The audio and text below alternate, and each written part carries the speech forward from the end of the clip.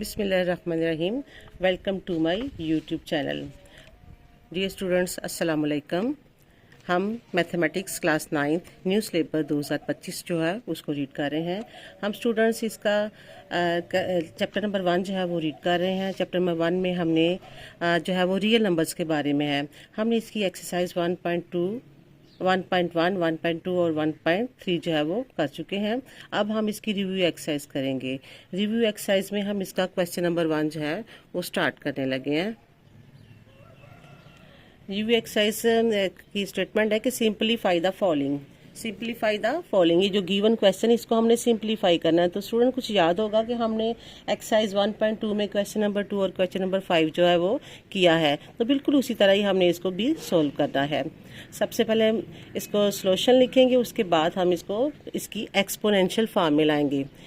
तो इसको हम इसकी एक्सपोनेंशियल फॉर्म में लाने लगे हैं। तो एक्सपोनेंशियल फॉर्म क्या होती है कि ये जो रेडिकल फॉर्म है ना, इसको हमने इसकी पावर फॉर्म में लाना है। यानी जब भी किसी वैल्यू के ऊपर इस तरह ये रेडिकल्स इस तरह लिखा हो तो उसको 1 बाय वो वैल्यू कर देते हैं। 1 बाय यहाँ 3 है तो 1/3। अब यहाँ पे क्वेश्चन में हमें 5 है तो हम होल पावर जो है वो एक्सपोनेंशियल फार्मूला लाने के लिए 1/5 कर देंगे। तो इसको हमने रेडिकल इसका ख़त्म करना है। तो यहाँ पे होल पावर 1/5 और इसके अंदर जो भी वैल्यू वो हमने एज इट इज़ लिख देनी है। x की पावर 15 है, y की पावर 35 है, डिवाइडेड बाय z की पावर 20 है। तो स्टूडेंट्स ये हमारे पास जो क्वेश्चन है ये तमाम ऊपर की वैल्यूज हैं वो आपस में मल्टीप्लाई हो रही हैं और नीचे एक डिवाइड वैल्यू कर रही है। तो इसको हमने इसकी जो पावर है वो अप्लाई कर देनी है। x की पावर 15 मल्टीप्लाई बाय 1/5, y की पावर 35 मल्टीप्लाई बाय 1/5। ये पावर इन दोनों के साथ मल्टीप्लाई हो जाएगी। और ये जो डिवाइड कर रहा है z 20 मल्टीप्लाई बाय 1/5। अब स्टूडेंट्स इसको हम सिंप्लीफाई करेंगे पावर्स को।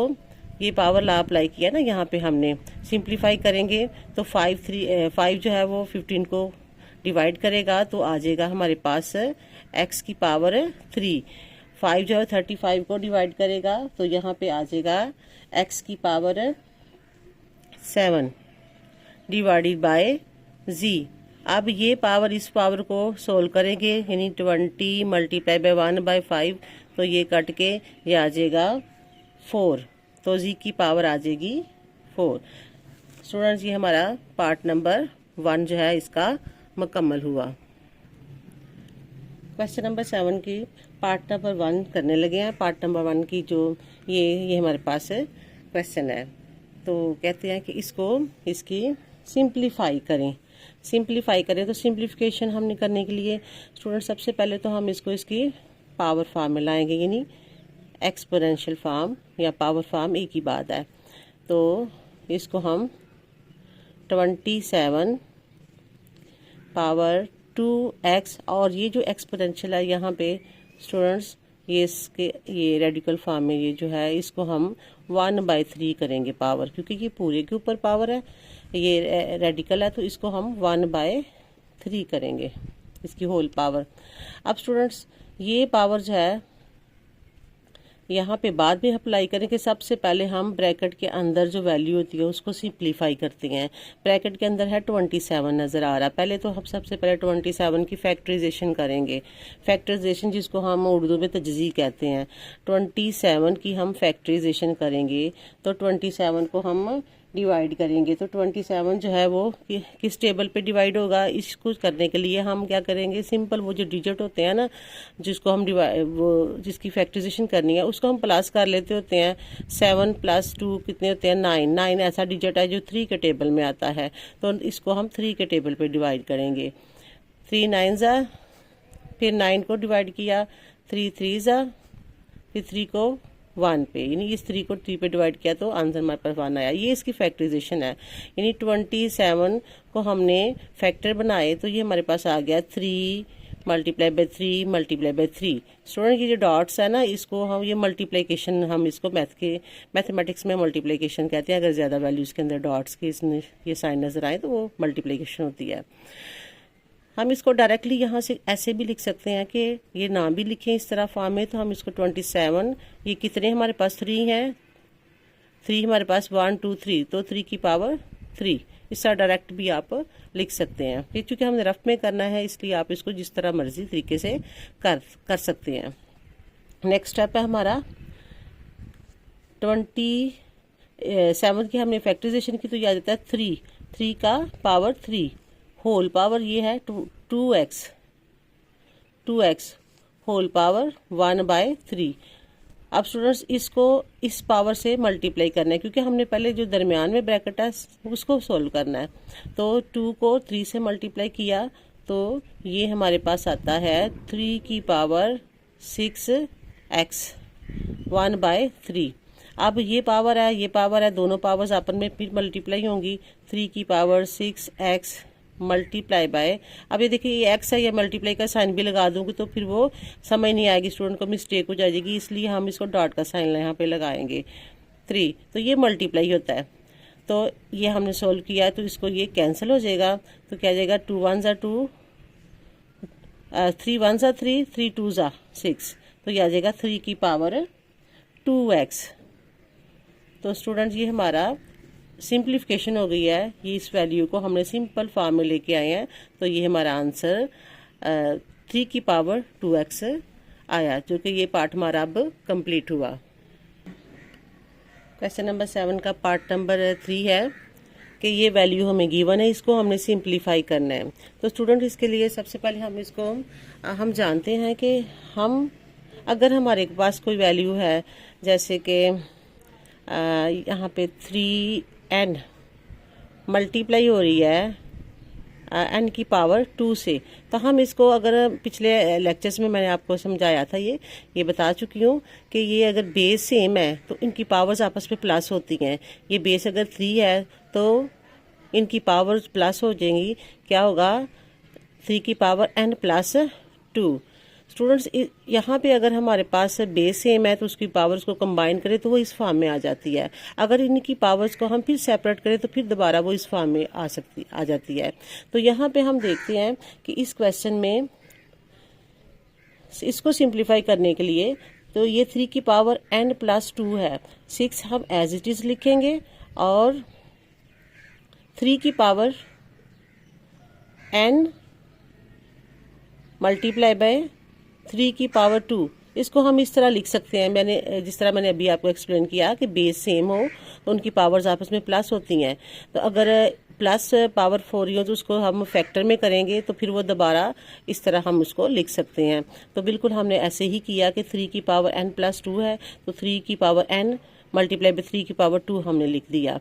इसी तरह नेक्स्ट ये 3 की पावर अगर n है और मल्टीप्लाई हो रही है 3 की पावर, जिसकी पावर नहीं होती वो 1 होती है, तो इसको हम लिखेंगे 3 की पावर n प्लस 1। तो अगर इसकी जगह पे हम ये लिख सकते हैं और इसकी जगह पे हम ये लिख सकते हैं, यानी अगर हम कंबाइन करेंगे इसको तो ये इस फॉर्म में आ जाएगा, अगर हम इसको फिर फैक्टर्स इसके बनाएंगे तो फिर वो इस फॉर्म में आएगा। तो बिल्कुल इसी तरह ये 3 की पावर जो है वो n आ जाएगा और मल्टीप्लाई बाय 3 की पावर 1।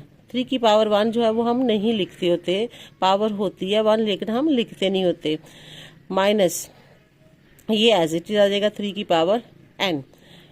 नेक्स्ट स्टेप, अब स्टूडेंट्स ये स्टेप हमारे पास, ये ऊपर की वैल्यू तीनों मल्टीप्लाई हो रही हैं, हम इसको ऐसे लिख सकते हैं 3 की पावर n मल्टीप्लाई बाय 3 की पावर 2 डिवाइडेड बाय, ये ब्रैकेट हमने ख़त्म कर दी क्योंकि ये तीनों मल्टीप्लाई हो रही हैं, तो यहाँ ब्रैकेट है, ये मल्टीप्लाई है तो कुछ अच्छा नहीं लग रहा देखने में भी ना, तो हम इसको ऐसे लिख देंगे 3 मल्टीप्लाई बाय 3 की पावर n मल्टीप्लाई बाय 3 की पावर 2।